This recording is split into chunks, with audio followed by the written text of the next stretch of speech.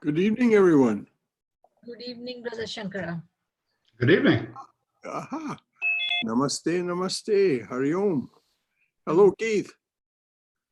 Hello, Ramadas. Hello, Swayam. Is Naveen there with you? He's coming in He's a coming. minute. Okay, well, it's not 8 o'clock yet, so. When we drive, we come together, but now he has to come from one flight of stairs, so it'll take him some time. Right.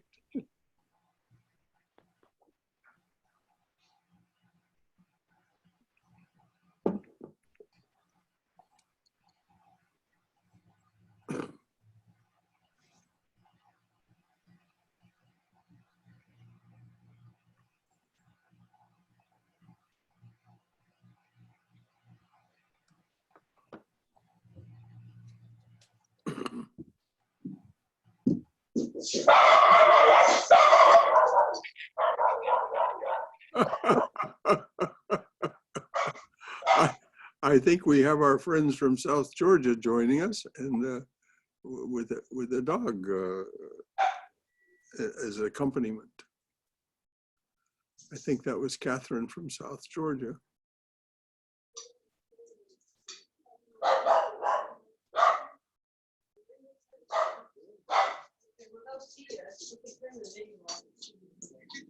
You can sit down. It's only on. We already started, huh? No, we're not really started. It's just 8 o'clock just now. Hello, James. Hello, Catherine. We'll wait for just a couple of minutes to see who else shows up, and then we'll start. Okay, that sounds good. How you been feeling? I've been feeling good. Hello, Catherine. I've been feeling pretty well, actually. Good. They canceled the farmers market at Warner Robins. So that I'm sure, yeah. People are trying to flatten the curve. People are trying to do what's necessary to flatten the curve. And that is true. Well, Can I sit there? yeah, sit here. You want to sit here?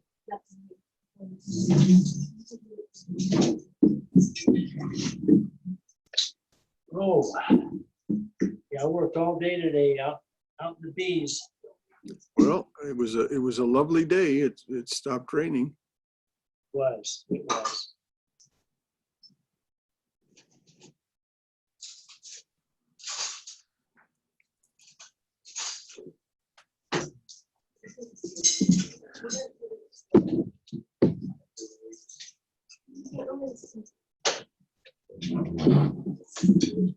We're playing musical chairs here.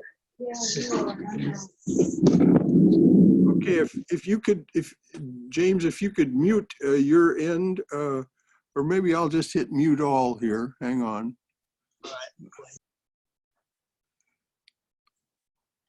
Mute.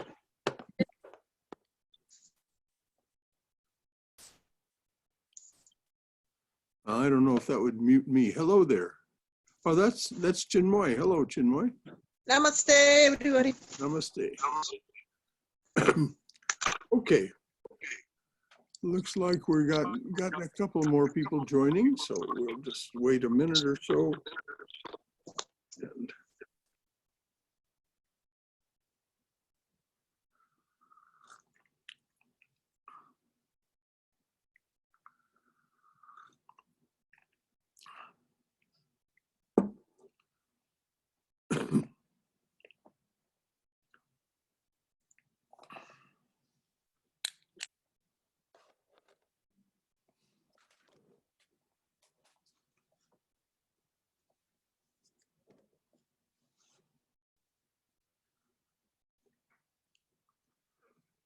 all right, we'll begin. Please chant with me.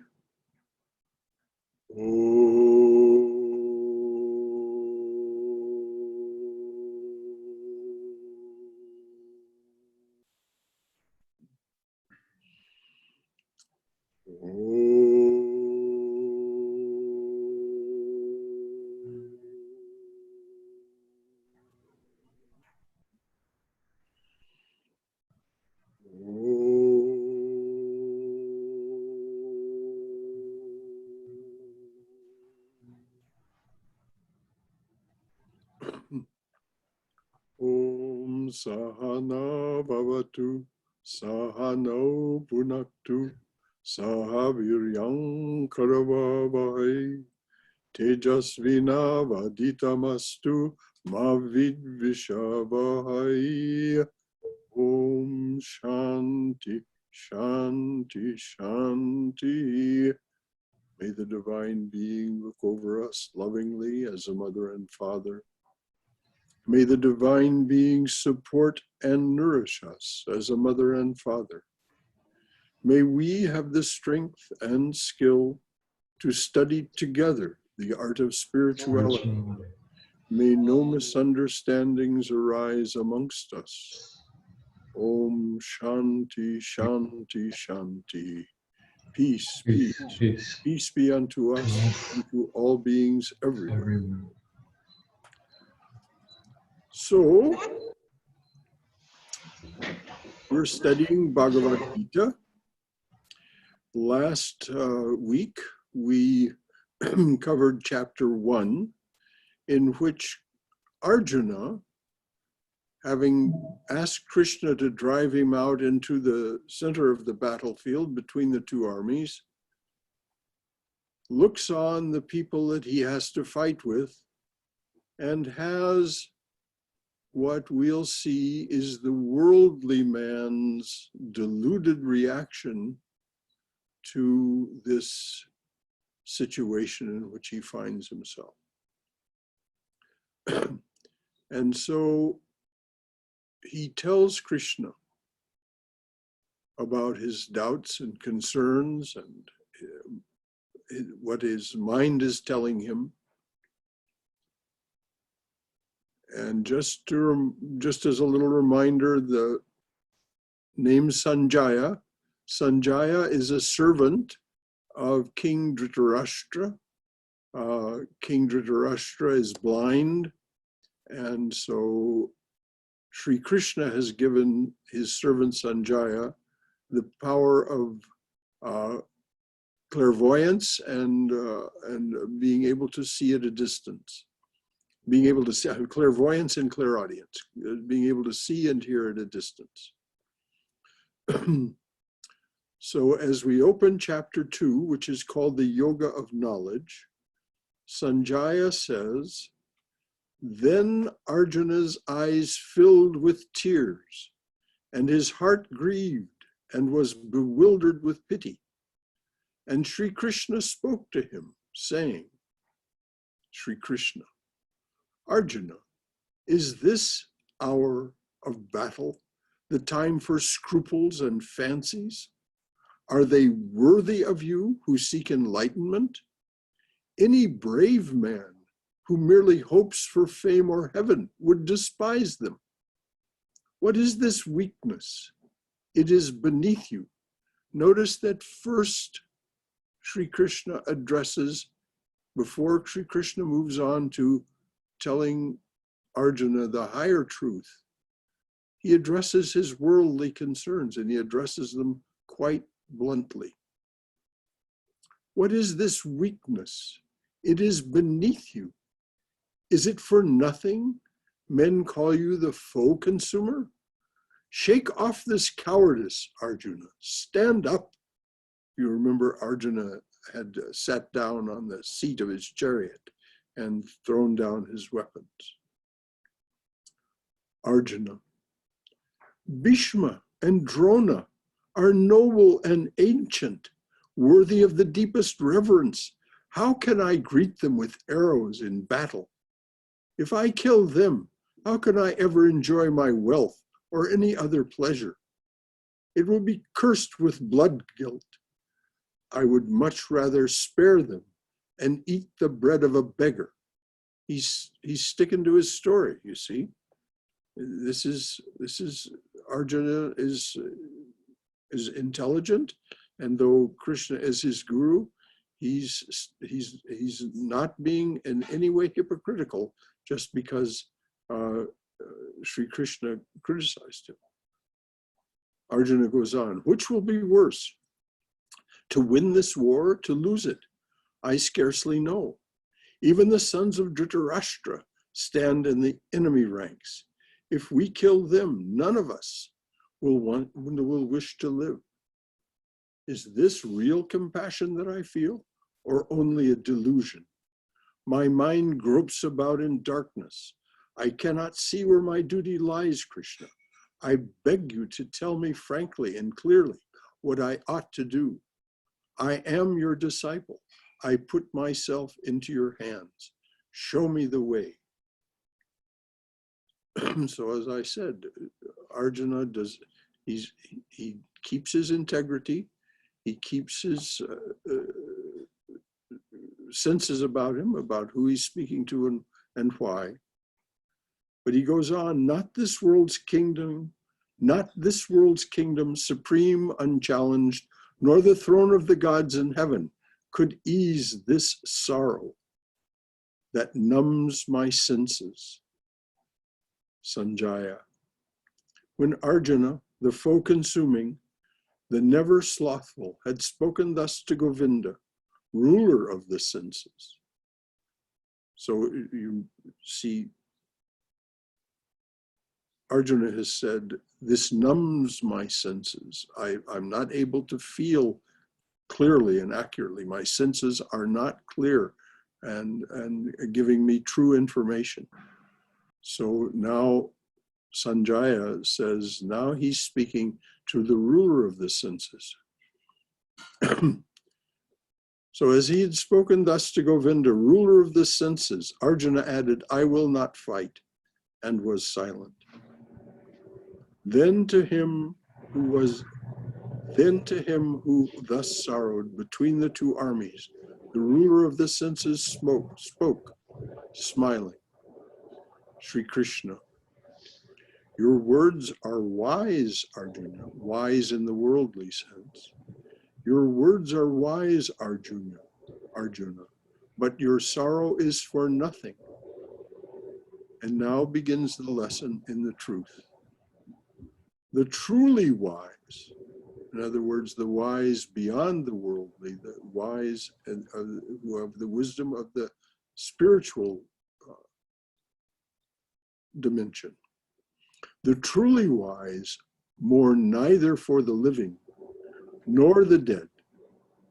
There was never a time when I did not exist, nor you, nor any of these kings, nor is there any future in which we shall cease to be.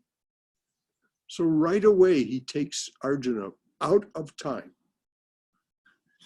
There was never a time when I did not exist, nor you, nor any of these kings, nor is there any future in which we shall cease to be.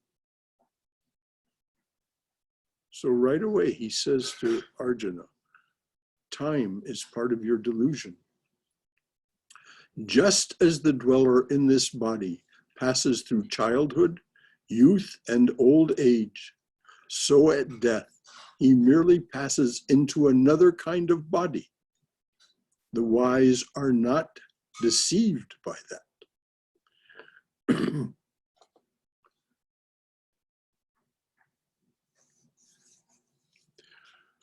It is so very important for us to internalize this very first message of Sri Krishna. There is no time. When I say internalize, I mean assimilate. Make it part of our thinking. When we look on the world and our lives, to think in these terms. Just as the dweller in this body passes through childhood, youth, and old age, this appearance of time, so at death he merely passes into another kind of body. The wise are not deceived by that. Feelings of heat and cold, pleasure and pain are caused by the contact of the senses with their objects. They come and they go, never lasting long. You must accept them.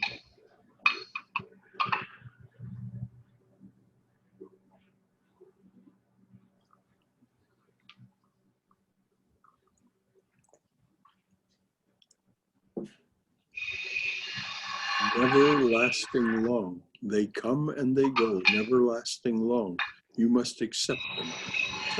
Somebody has got their microphone on and they're doing something with dishes or something. Could you mute your machine there? A serene spirit accepts. A serene spirit accepts pleasure and pain with an even mind and is unmoved by either. Now, Arjuna has been talking about the pleasure and the pain of winning or losing. So Krishna is addressing that directly. Unmoved by either.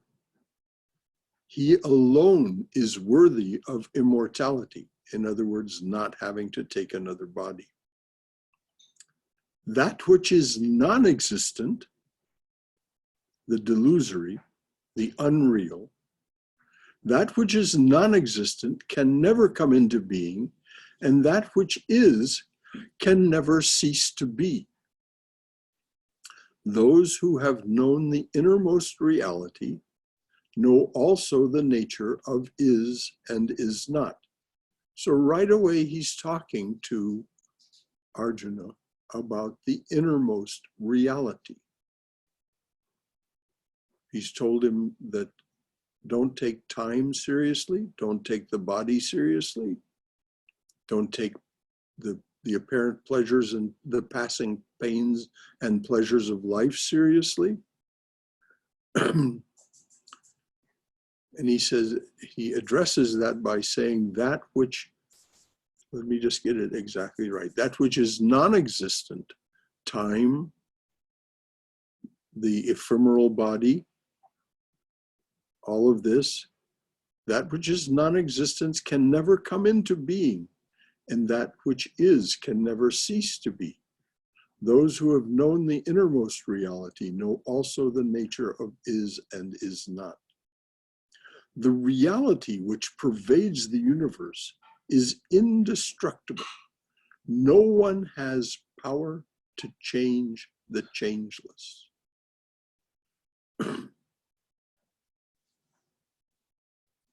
So underlying the appearance of reality is the deep reality, the innermost reality, which is changeless. Bodies are said to die, but that which possesses the body is eternal. It cannot be limited or destroyed. Therefore, you must fight. So he returns to Arjuna's argument here. Bodies are said to die. Arjuna has been concerned about killing these loved ones and honored teachers and so on in the other army. Bodies are said to die, but that which possesses the body is eternal. It cannot be limited or destroyed. Therefore, you must fight. And this lesson, of course, is ours to take to heart, that if we are to free ourselves from the delusion, we must fight against that which appears to limit us. Some say this Atman, that is the dweller within the body, some say this Atman is slain, and others call it the slayer. They know nothing. I mean, how much more plainly can Krishna put it? They know nothing. Either people who believe either of those things, the dweller within the body is capable of being slain, or it is the slayer, in other words, the active principle of this fight that Arjuna is about to be a part of. They know nothing. How can it slay, or who shall slay it? Know this Atman unborn, undying, never ceasing, never beginning, deathless, birthless, unchanging forever. How can it die the death of the body? So right off, Krishna is addressing the highest truth here. Arjuna has explained his truth from his worldly and, as Krishna says, deluded perspective. Know this Atman, unborn, undying, never, this is the dweller within the body. Know this Atman, unborn, undying, never ceasing, never beginning, deathless, birthless, unchanging forever. How can it die the death of the body? Knowing it birthless, knowing it deathless, knowing it endless, forever unchanging. Dream not you do the deed of the killer. Dream not the power is yours to command it. Now, he's leaving Arjuna in a very perplexing situation here. I'm telling you to go fight and do the deed of the killer. But he's saying, don't think that you do it. Dream not you do the deed of the killer. Dream not the power is yours to command it. And then he goes on to explain the truth. And when we take this into our thinking and really assimilate it, it changes our entire attitude toward our body and everything in our mind and everything that goes along with it.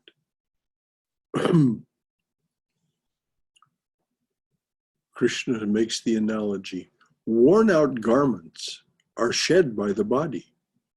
Worn out bodies are shed by the dweller within the body. New bodies are donned by the dweller like garments, not wounded by weapons, not burned by fire, not dried by the wind, not wetted by water. Such is the Atman. Not dried, not wetted, not burned, not wounded, innermost element, everywhere, always, being of beings, changeless, eternal, forever and ever.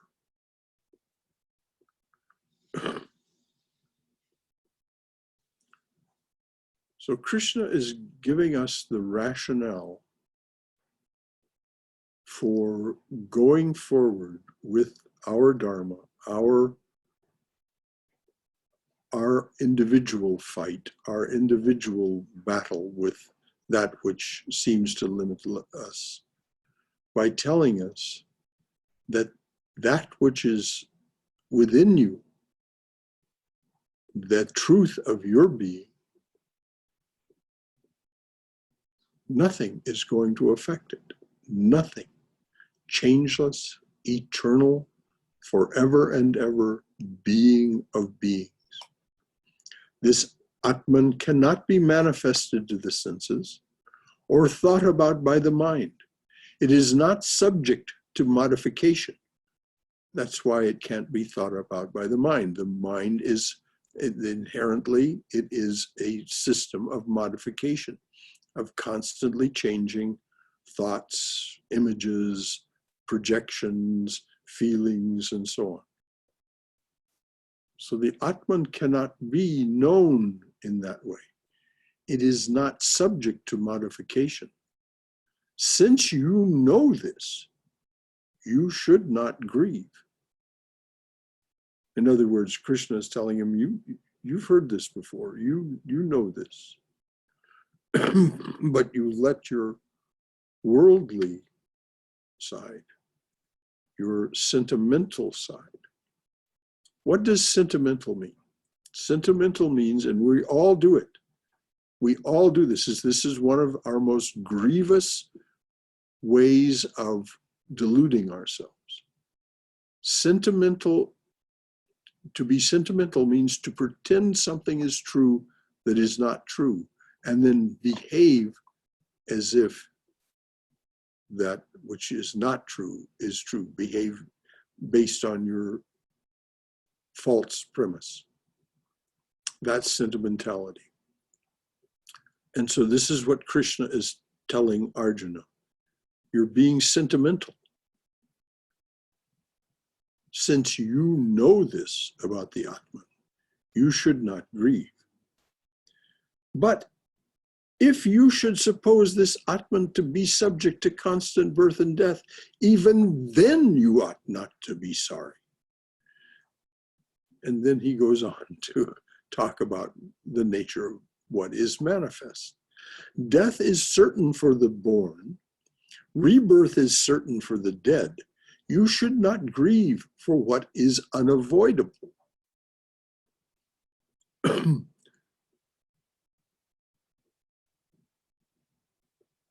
So as this sinks into us, even if you imagine that consciousness arises from matter, still consciousness is. I'll read that again. It's so important.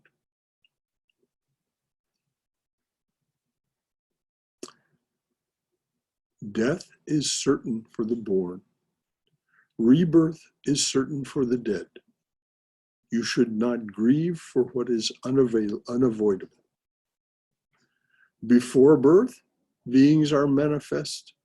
Before birth, beings are not manifest to our human senses. They exist, but they're not manifest to us. Before birth, beings are not manifest to our human senses. In the interim between birth and death, they are manifest. That's what it is that we're experiencing, this manifestation.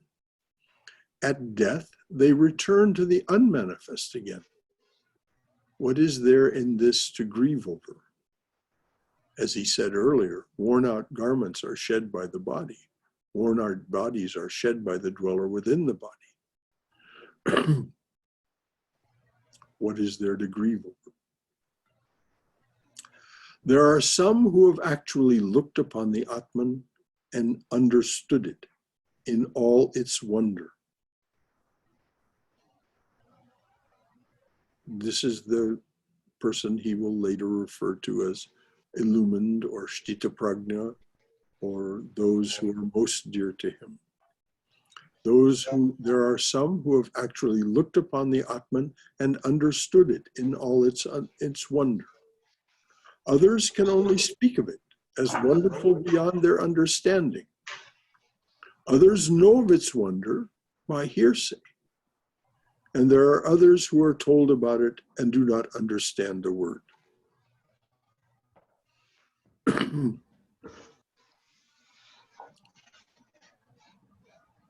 As we go about in the world, it's good for us to think about the people we deal with within this classification of 4 types that Sri Krishna gives. Because it then helps govern how we will talk to those people. And I don't mean to talk down to those people who, as he say, there are others who are told about it and do not understand a word. It's just that you won't try to talk to them about this because, as Krishna says, they won't understand a word.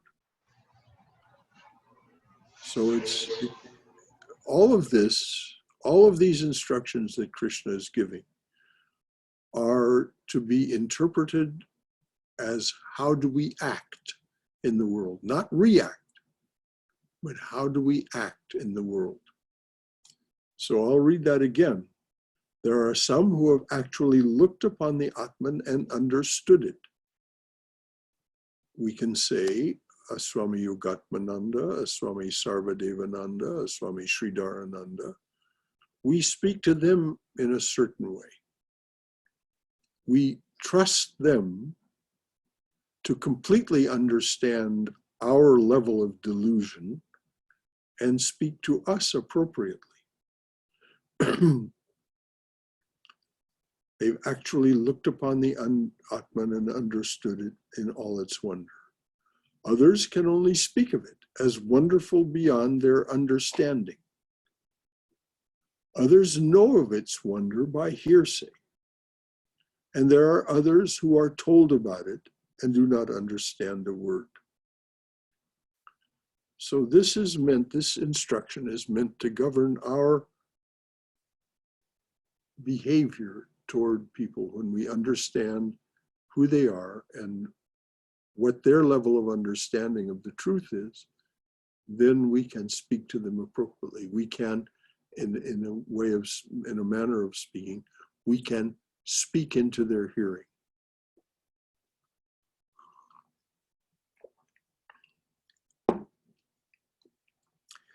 He who dwells within all living bodies remains forever indestructible. Therefore, you should never mourn for anyone. Now, Krishna's returned to, you remember Arjuna was saying, oh, I can't kill Bhishma and Drona, these great noble teachers who taught me in my youth. I can't kill them.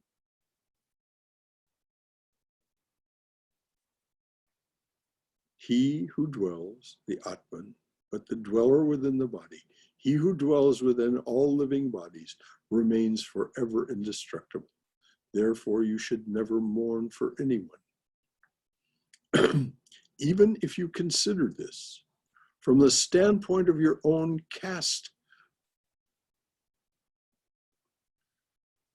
even if you consider this from the viewpoint of your own caste duty, you ought not to hesitate.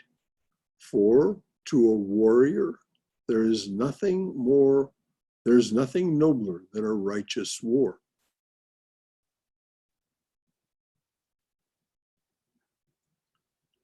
So now he's addressing Arjuna very directly about his caste duty. But the truths that he's spoken are meant for all of us. And we can all regard the war against that which limits us, that which binds us, that which shackles us. We can regard that as a righteous war. Happy are the warriors to whom a battle such as this comes. It opens a door to heaven. But if you refuse to fight this righteous war, you will be turning aside from your duty. You will be a sinner and disgraced. Now, a sinner means one who has missed the mark, one who has not seen the actuality of the situation and acted appropriately. That's what's meant by a sinner. It isn't meant in the sense of the usual Judeo-Christian way of speaking of a sinner as one who has displeased God.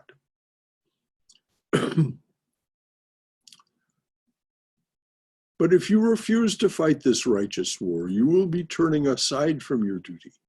You will be a sinner and disgraced. Now, as I said, Krishna addresses all the aspects. Now he's talking to to Arjuna as a king, as a great warrior, as the foe consumer. He says, you'll be disgraced. People will speak of you. People will speak ill of you throughout the ages. To a man who values his honor, that is surely worse than death. The warrior chiefs will believe it was fear that drove you from the battle. You will be despised by those who have admired you so long. And he's talking about Arjuna's allies on his own side of the battlefield, not just the people on the other side. Your enemies also will slander your courage. Now he's talking about the Kurus, the guys on the other side. Your enemies also will slander your courage.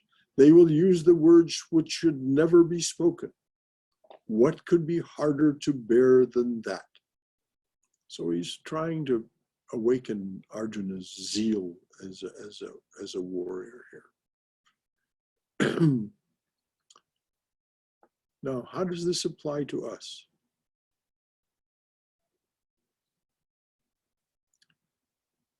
The voices that will say these things will not come from outside of us.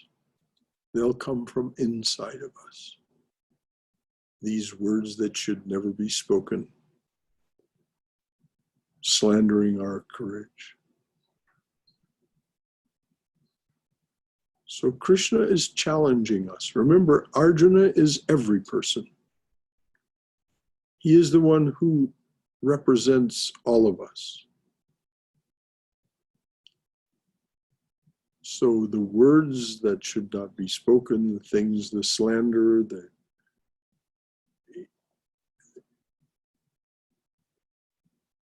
even the better parts of our nature will see us as not sufficiently strong if we don't take this battle on.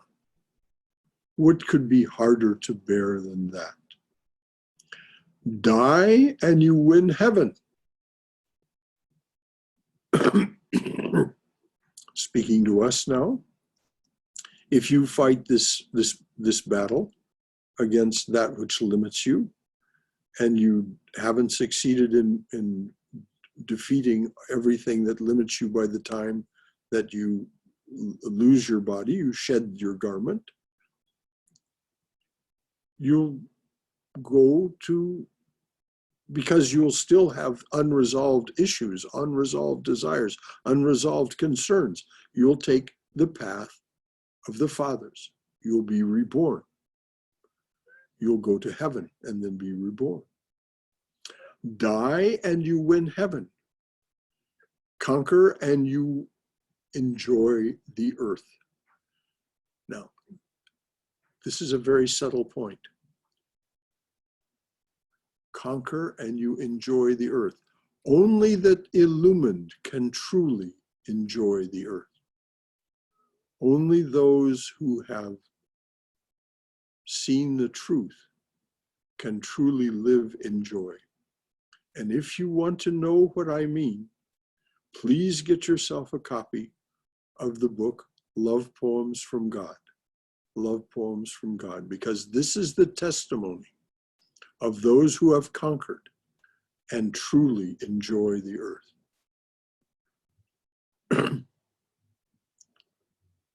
He doesn't just mean conquer and you enjoy the earth as a king. Okay, you have your kingship and all that.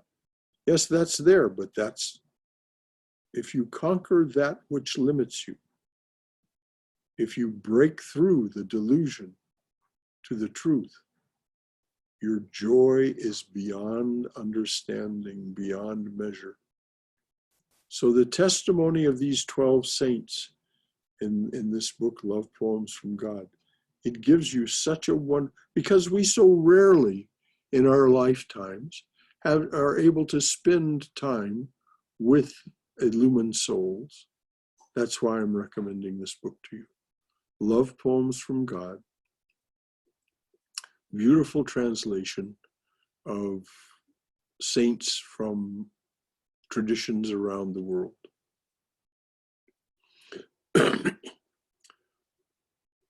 Die and you win heaven. Conquer and you enjoy the earth. And then no longer have to take a body. Stand up now, son of Kunti, and resolve to fight. Realize that pleasure and pain, gain and loss, victory and defeat are all one and the same. Why? Because they are illusory. They are illusory. I'll read it again. Stand up now, son of Kunti, and resolve to fight. Realize that pleasure and pain, gain and loss, victory and defeat are all one and the same. Just that which arises and passes away. then go into battle. Do this and you cannot commit any sin. I have explained to you the true nature of the Atman. Now listen to the method of karma yoga.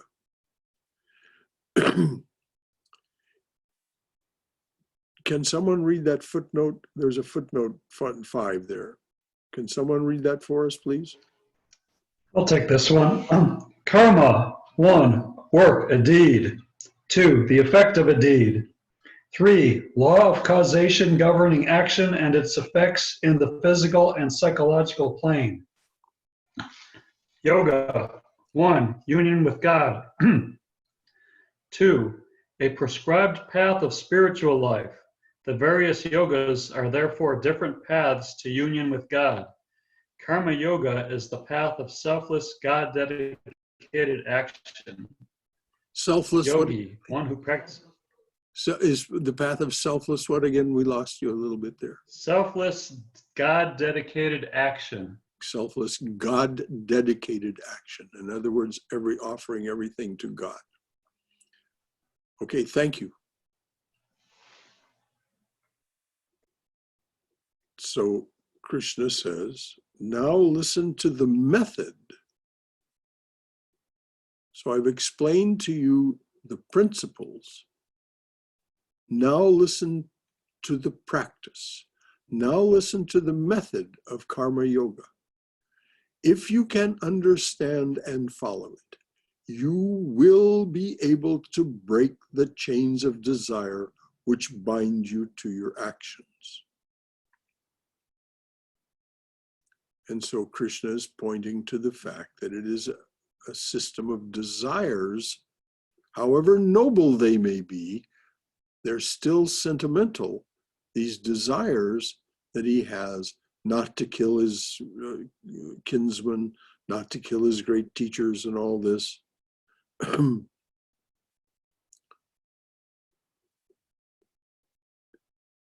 So he's saying that these are all chains of desire which bind you to your actions. And therefore, if you persist in them, rebirth after death. In this yoga, even the abortive attempt is not wasted. Now, there's a very key point here. In Vedic, the karma kanda of the Vedas, there are many rituals and practices that are prescribed.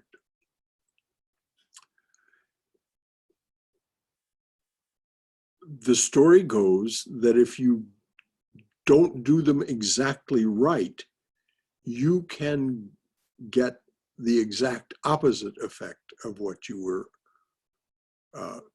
intending, what you were working for. So that's the meaning of this. In this yoga, even the abortive attempt is not wasted, but it can have a greater meaning for us. Don't be afraid to make mistakes. You have to learn by doing. You have to learn by practice. So Krishna goes on to say, nor can it produce a contrary result. In other words, what I just said about the Vedic sacrifices, the karma kanda, it can produce the exact opposite result. He's saying this will not do that.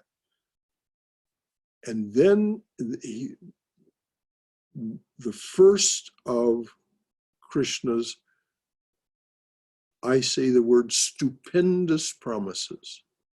Stupendous promises.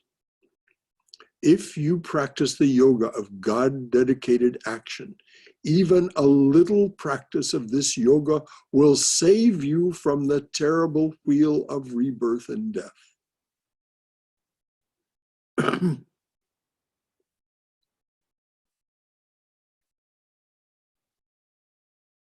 So just let's live with that promise for a moment.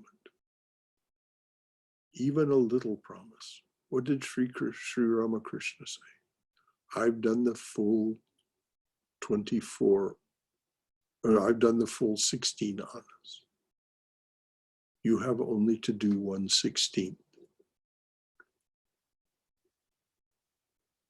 So even a little practice of this yoga will save you from the terrible wheel of rebirth and death.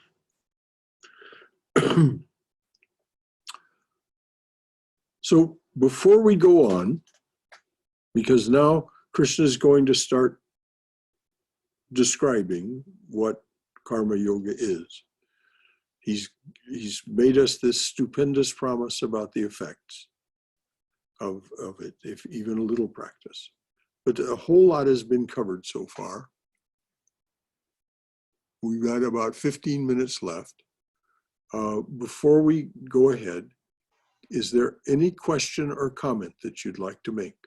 Anything that we've covered so far that you'd like, or anything else that you'd like to bring up that has to do with this? Anyone? Okay. Even a little practice of this yoga will save you from the terrible wheel of rebirth and death. You mentioned the 16 annas, and we only have to do 1/16 of an anna. What would that be?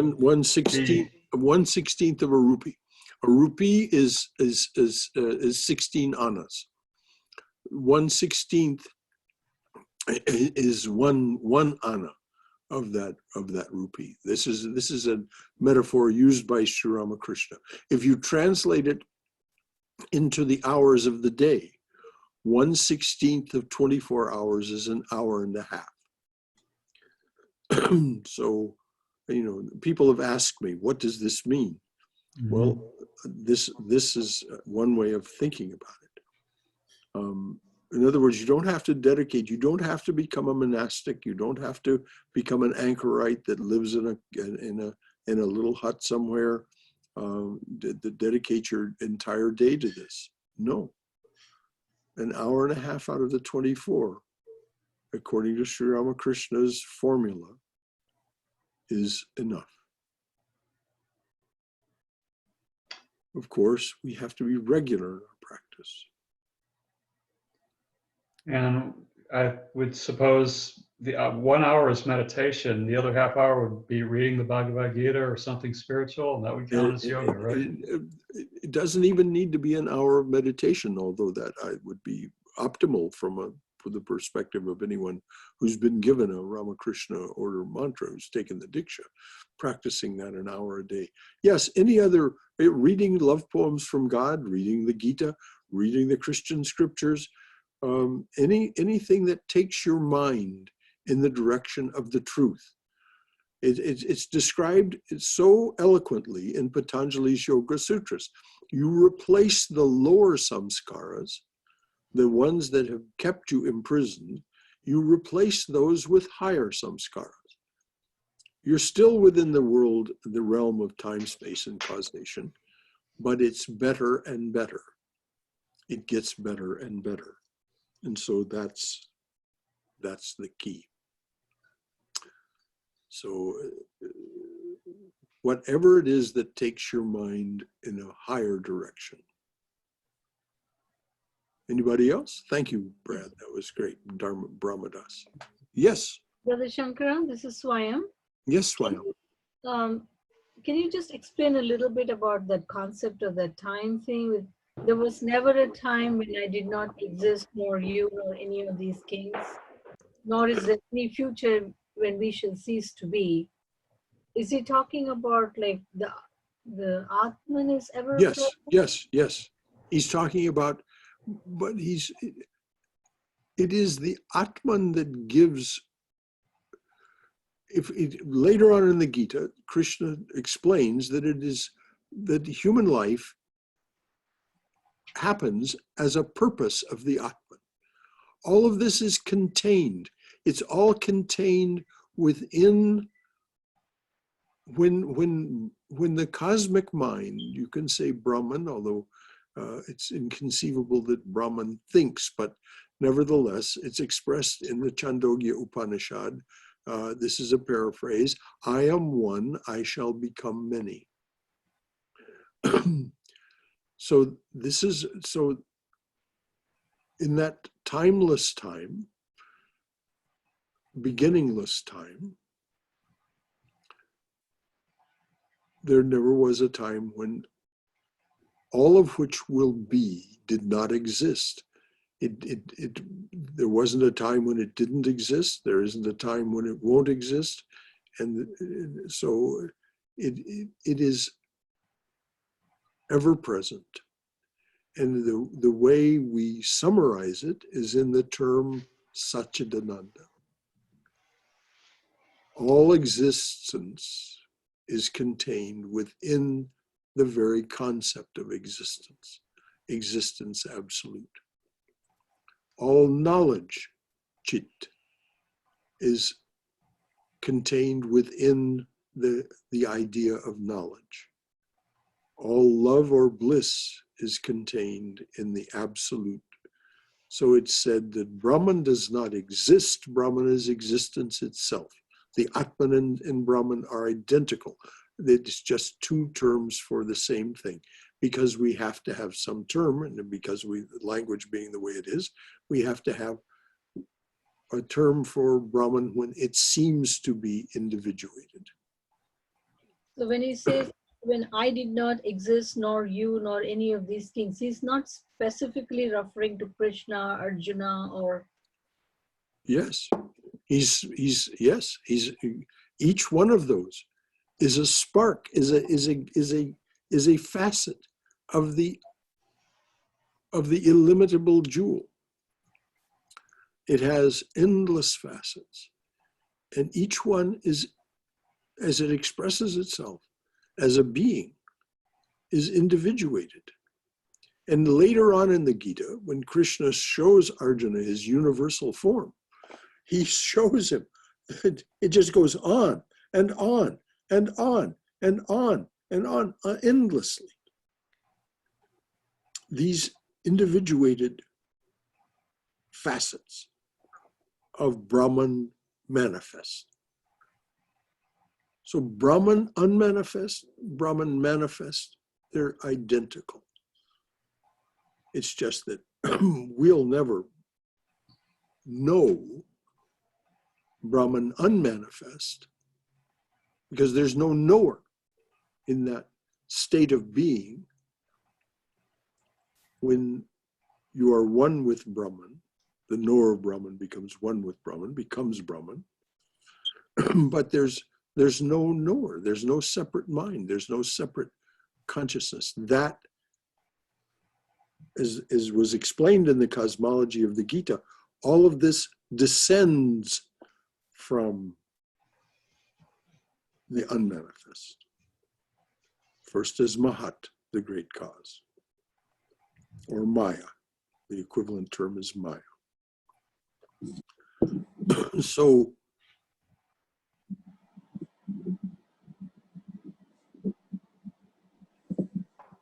this is what Krishna means when you attain wisdom, when you attain knowledge with a capital K, you understand what is meant by is and is not. So, yes, he's speaking about each and every individual on that battlefield. When he said all of these kings, he meant every soldier, he meant every elephant, he meant every horse. And by the way, there is archaeological evidence that there really was a Kurukshetra war. This isn't just all a story of instruction for us. This apparently, there really was a Kurukshetra war. Many of the things that are talked about in the Mahabharata, if not all of them, actually happened. But just we don't have the chronology that, India has never been oriented toward chronological history in the sense that the West has. We owe our thinking about these things to the Greeks, who began to get linear.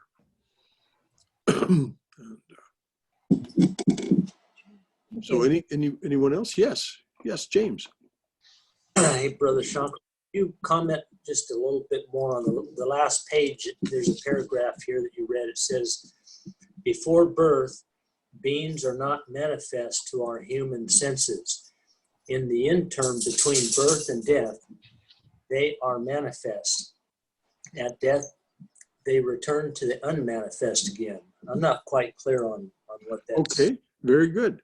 And by the way, Swayam, thank you for your question as well. That was good elucidation. Jim, this is an excellent question.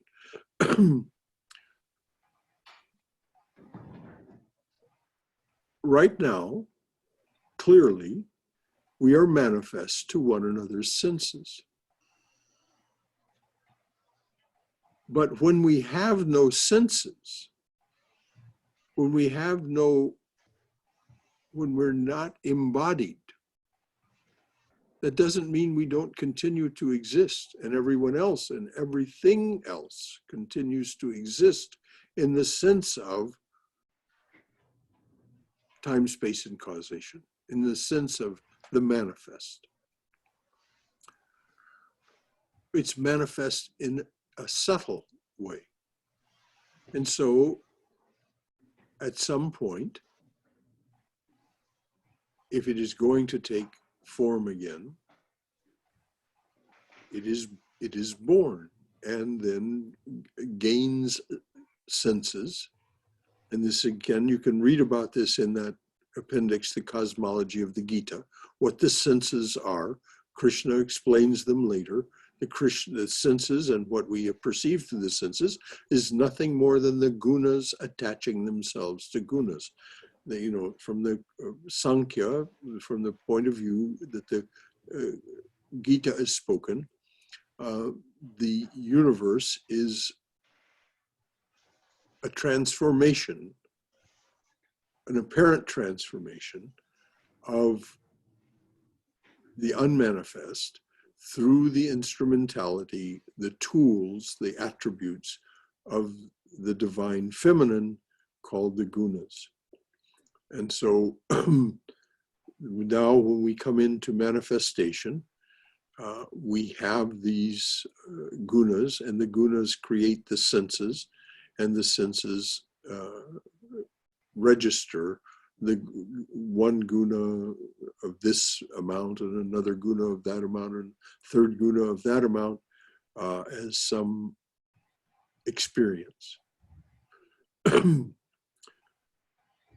So during the time when we're not born, now this doesn't, being born, we have a subtle body as well as a gross body. The subtle body is not destroyed at the time of the destruction of the gross body. But the subtle body is not the Atman. It's again the Atman with its purpose of having a subtle realm as well. This is the realm of heaven. This is the realm of for that matter, the experience that you can call hell, that it's said that we experience after we leave this body. The first thing we experience, we're told, is all of the pain and suffering that we have caused to others. This is a hellish experience because we actually experience it. Whatever we have inflicted on others, we actually experience it in our subtle bodies. And so whatever it is that they experienced as pain and suffering, if it was caused by us, inflicted or afflicted by us, we experience that. And that's part of our learning. This is what happens when I do that. So the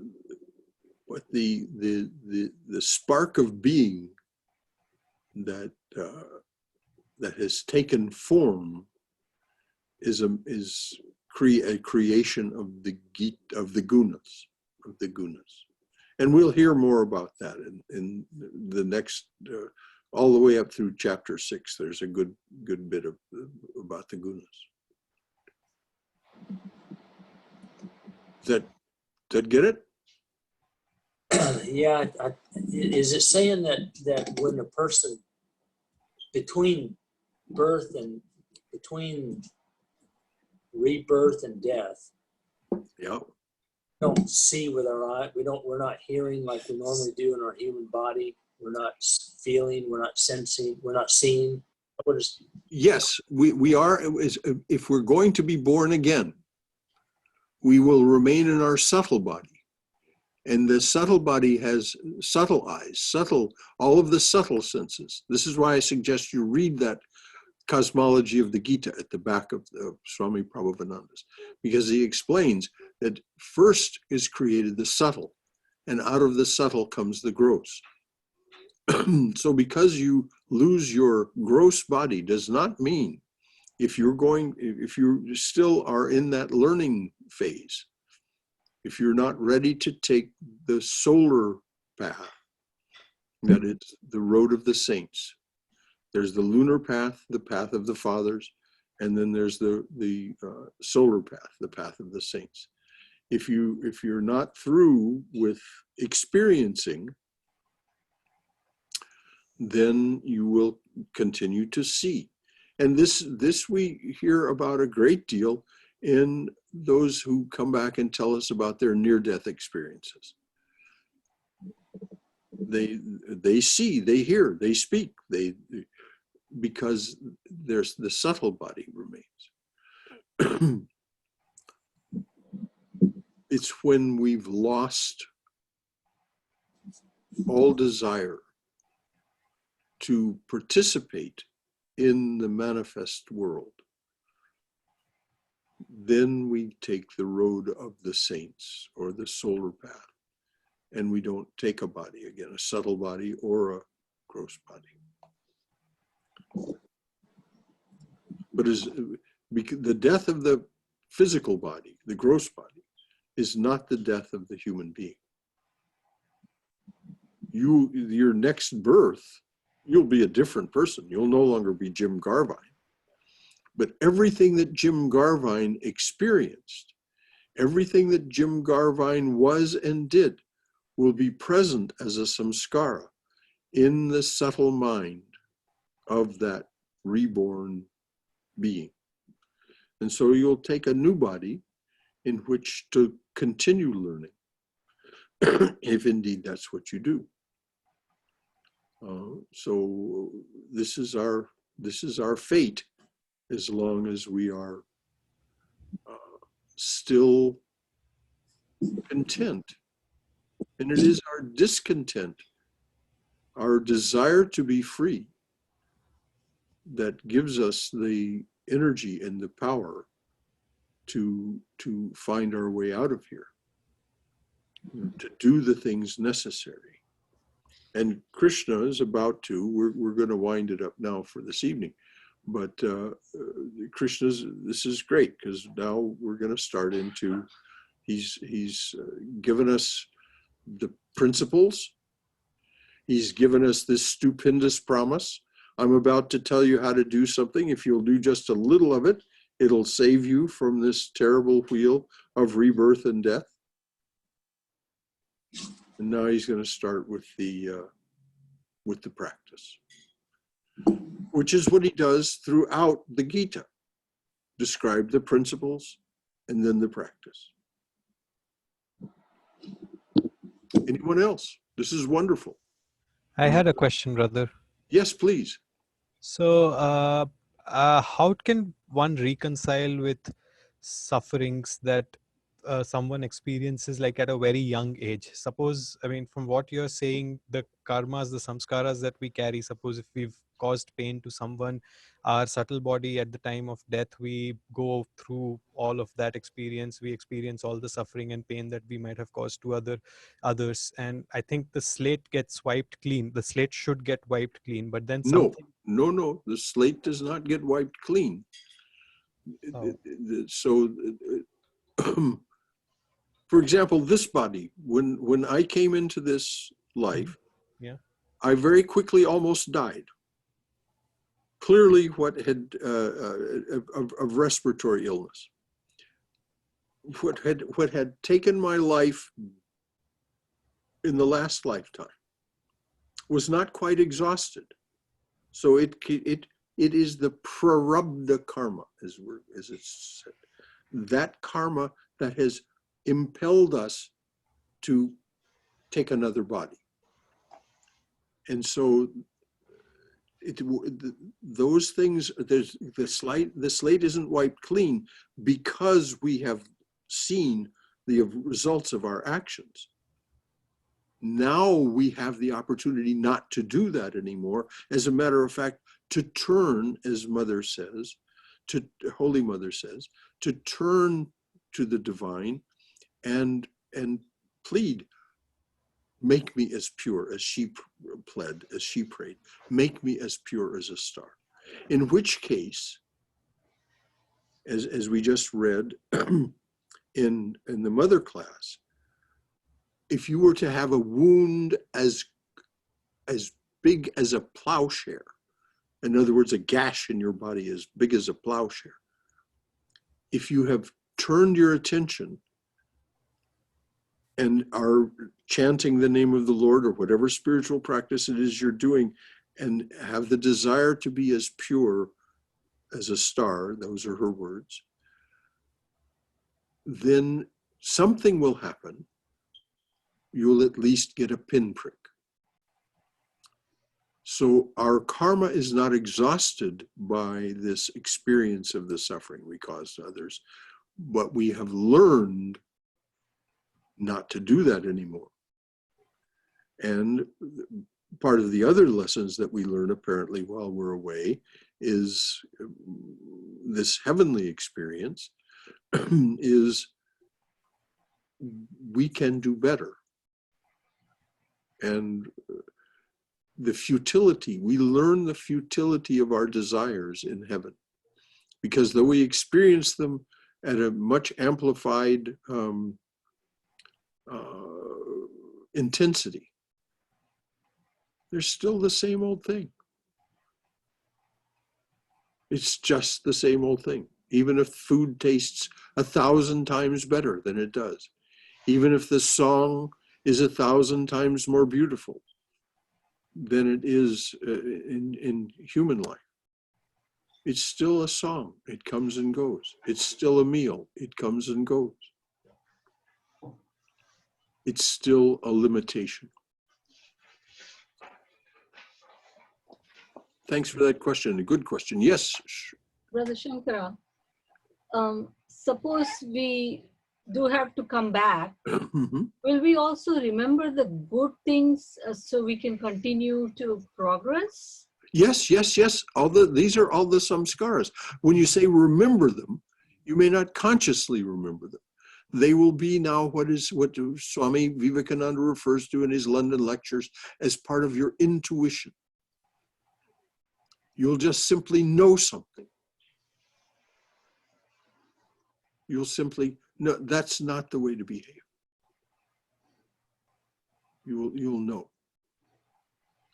So the samskaras are not just negative; they're also good. They're also good samskaras, and this is what we're encouraged to do: is increase the quantity of our good samskaras and renounce both the practice and the effects of the negative samskaras.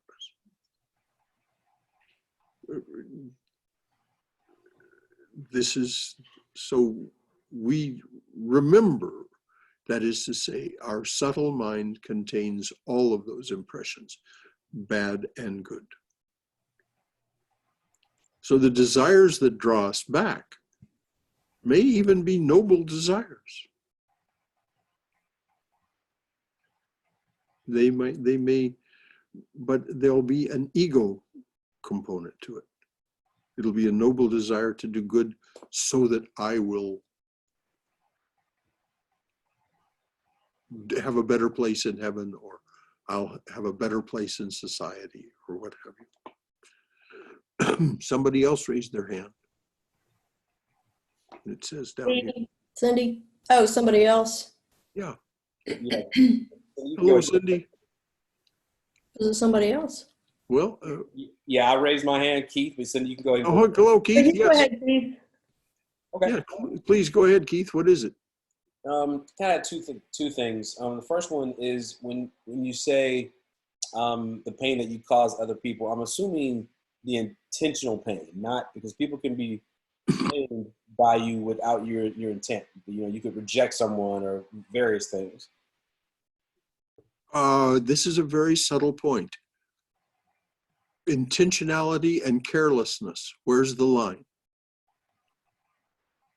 So we begin, as we improve our way of being and thinking, we become less careless.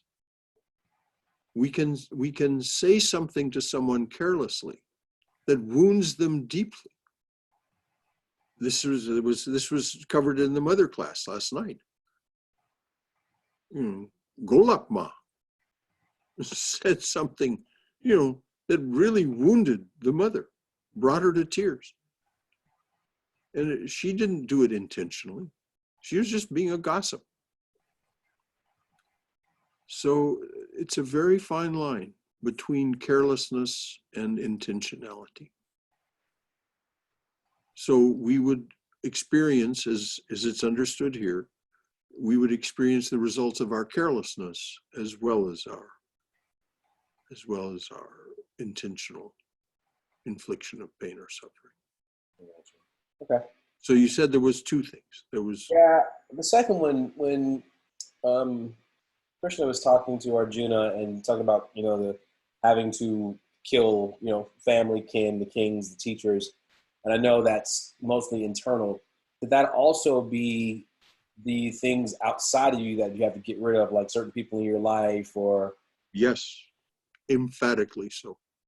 And get rid of is probably too strong a term, because that implies that you would somehow push them away.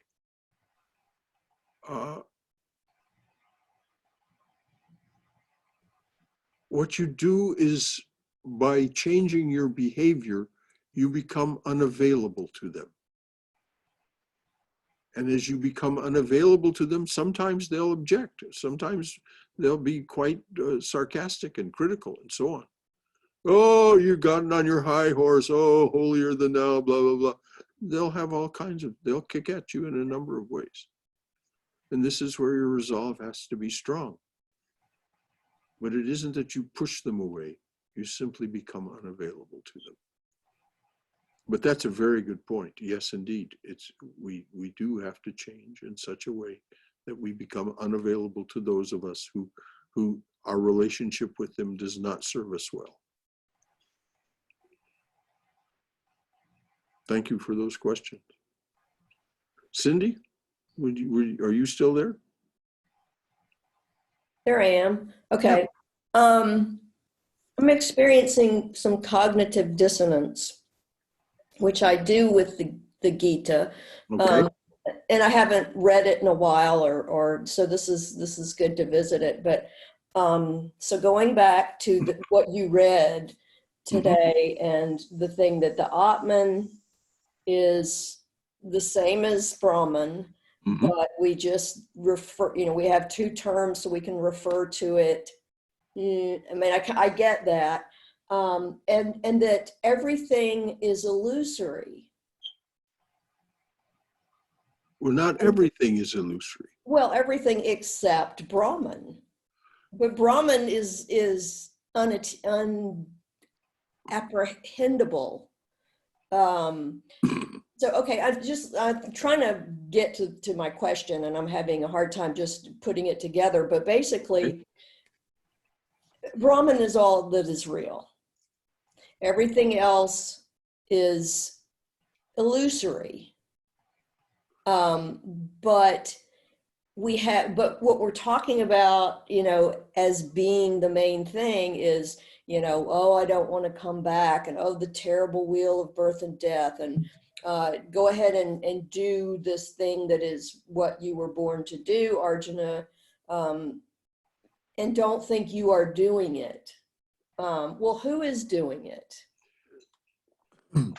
And when The, we're the gunas are, to answer the question directly, the gunas. the gunas are the feminine aspect. It's the, okay. First of all, let's go back to the premise. Before we get too far away from the premise of real and unreal. Mhm. Brahman unmanifest and Brahman manifest. It is not that this isn't real. It's just not real in the way we understand it with our minds.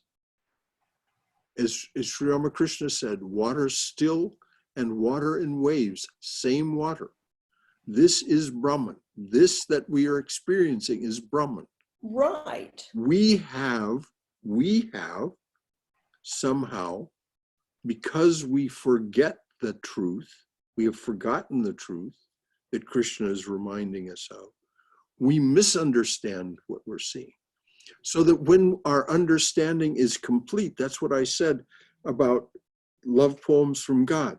Mm. If this is the testimony of people who have understood, Yeah. and they fully enjoy the world, and they enjoy it in a way that when we read about it, it seems virtually impossible to us. But nevertheless, there is their testimony. Well, I think that something I heard tonight that I hadn't heard before was that sort of emphasis or stopping and looking at enjoying the world. What was it? Die and you attain heaven, Mhm. conquer, and you enjoy the world. Yes. That really stuck out. I don't know if we just didn't stop there long enough before, but and especially comparing it to mystics, who Exactly. That's it. Conquer the illusion, conquer the misunderstanding, and you enjoy the world in a way. It's like Raja Maharaj, Swami Brahmananda said. People, before they have spiritual understanding, they have no idea what it means to live in the world, what it means to enjoy the world. Mm-hmm. Right. So I'm really glad you brought up that point, because it's our misunderstanding that is the illusion. Okay. The manifestation is water in waves, as Sri Ramakrishna put it. It is Shakti. It is Brahman and Shakti are again two terms for the same thing. Atman is another word. Atman is the term for Brahman in manifestation. Mm. These facets that I was talking about, facets of this illimitable jewel. There's no end to the number of facets, but each one is individual. We know it. We feel it. I'm not you. You're not me. Something underneath. There's no separation. But when we're in this, Hafiz is not St. John of the Cross.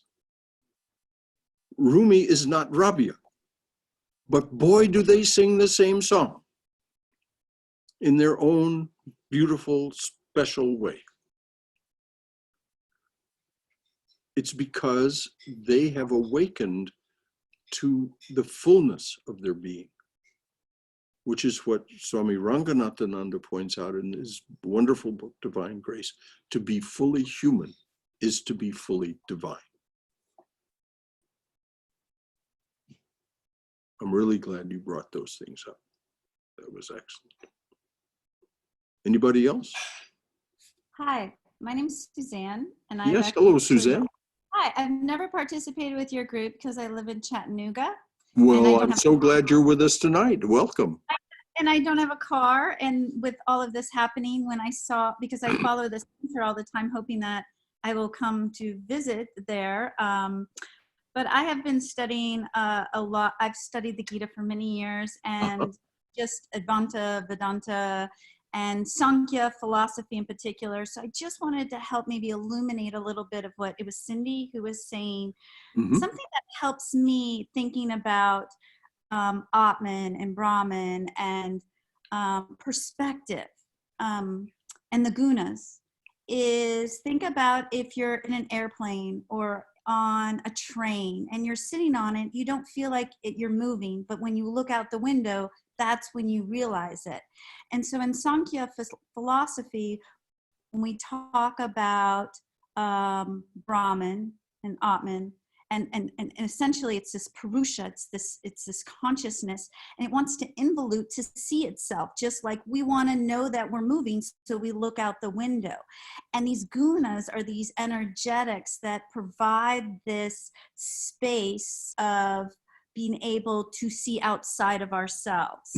And so that's why the word prakriti comes up then, so that we can see the tangible outside of the Purusha, or what the Atman can see itself, but we need to be able to distinguish and separate to do that, which is that perspective. And I'm not going to go too much further into detail. I just kind of wanted to throw those in so it gives you a sense of you're in this body, and this is just a faculty of what we're incarnated in at this blink of an eye. It's called Jati Ara Bhoga, right? That's how I like the karma, right? And I'm not going to go into it, but it's like just like our faculties are different. I mean, it's easier to assimilate like a dog's or a blade of grass. There's Atman in all of that. Yes. Right? Yes.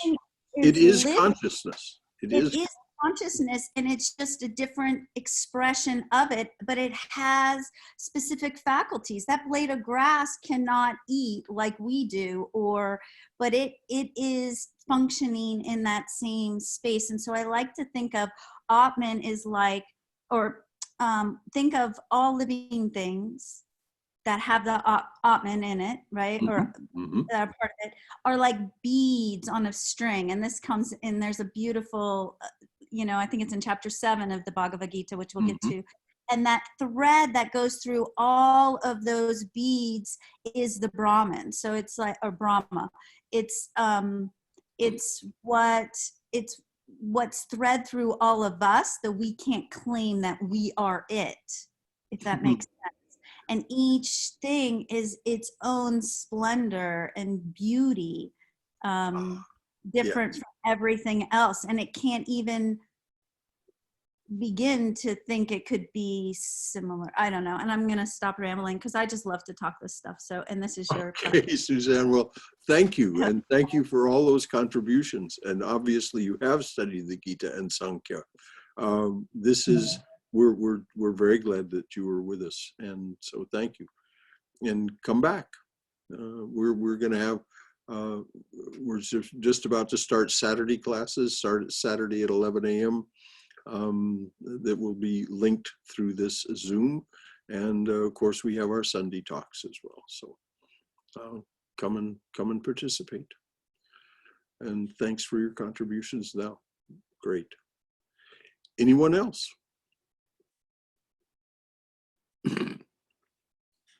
I have to, hello everybody, namaste. Thank you so much, Brother Shankara, wonderful class. Thank you. And it's nice to connect you all through this medium, with the situation going on. For those of you who don't know who's speaking, this is Shailesh Pawar, who is the chairman of our board of trustees.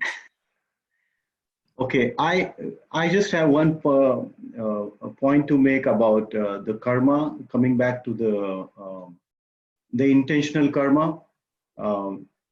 If there is an exception that up until age 8, any karma, intentional or unintentional, is not accumulated. And there is a story.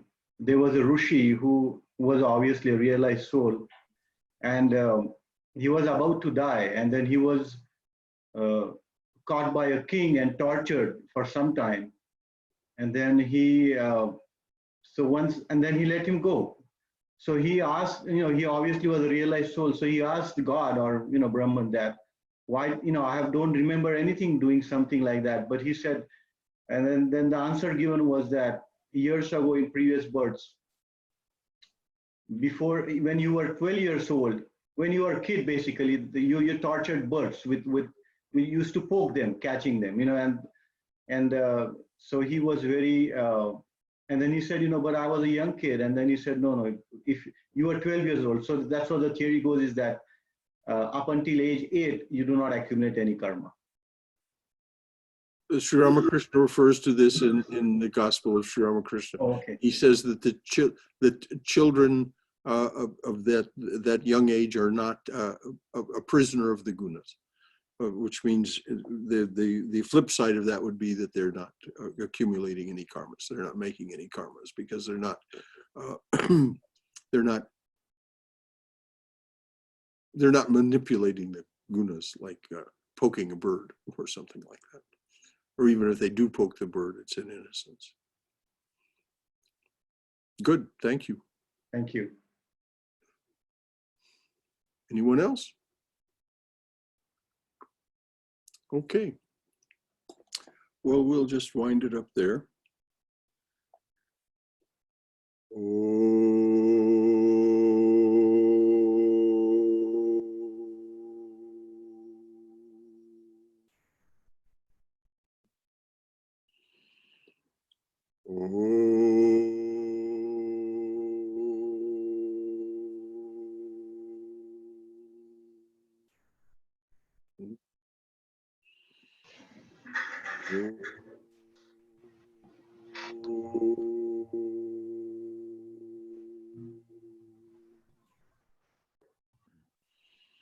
Om Satoma Satgamaya Tamasoma Jyotirgamaya Mrityorma Amritangamaya Abir Moiti. O dearly beloved Lord, lead us from thy lesser truth to thy highest truth. Lead us from darkness and ignorance to the brilliance of thy wisdom and love. Lead us from death to immortality. Light us through and through. Light us through and through with thy everlasting shining presence. Om Hari Om Tat Sat. Shanti, Shanti, Shanti. Thanks, everyone. See you next time. Thank you. Good night.